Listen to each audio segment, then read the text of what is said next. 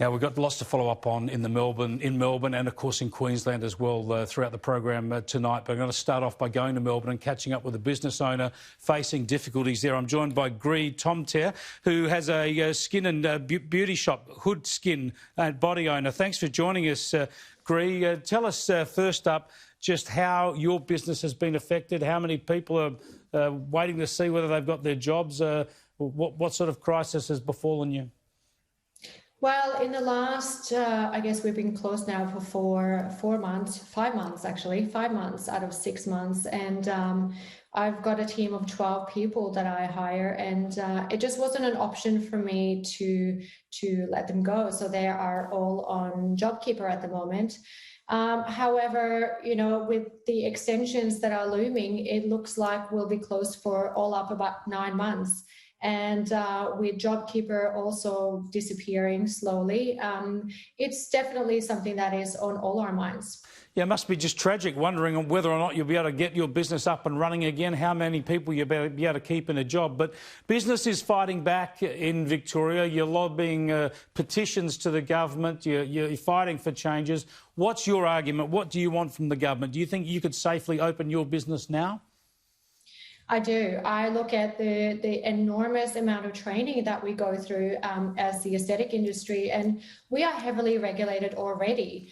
And with the additional training that we've received throughout this whole period, there is absolutely no reason why we shouldn't be a safe place to open. There's a company called Safe Clinics that have actually today made available for free for all Victorian clinics, spas, beauty salons, a very comprehensive plan, a training plan. And I really urge the Premier to have a look, because there is no way that we can be classified as an unsafe business. And I just don't see how we are an environment where this can be a problem.